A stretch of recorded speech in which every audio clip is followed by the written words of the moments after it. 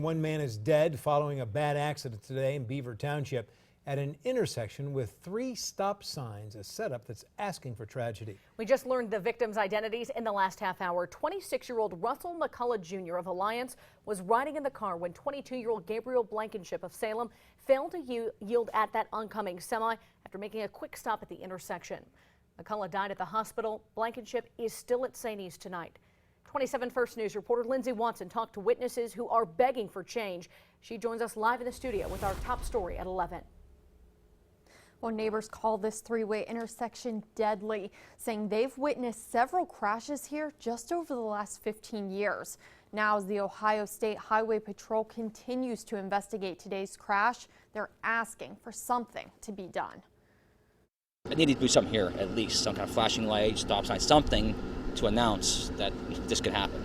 And there are tons of accidents here because I don't think people pay attention to the fact that it is a three-way stop. This is the outcry from witnesses and neighbors following a horrific crash at the intersection of 626 and 165 in Beaver Township. I heard a big noise when I was coming from my bedroom. I heard my son yelling, "I know, not again. This is not the first time this happens." I was traveling north. Car was traveling east. The car stopped at the stop sign.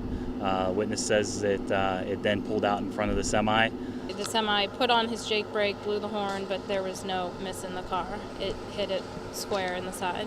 Jen immediately pulled off to the side of the road and called 911.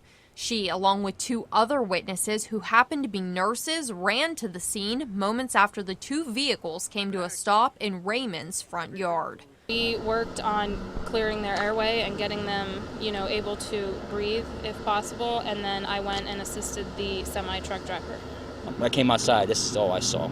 They needed help. I've been here about 15 plus years, and I've seen at least 10 plus accidents. Some okay, some not like this. Troopers say the 2 men in the car were wearing seatbelts at the time of the crash. The intersection can be dangerous, so we always tell people to look twice when you stop at a stop sign. Make sure it's clear before you pull out. And troopers continue to investigate this crash and what caused the driver to pull out in front of the semi-truck that had the right-of-way. They tell me charges could still be pending if any charges are filed at all. Reporting live in the studio tonight, Lindsay Watson, 27 First News at 11.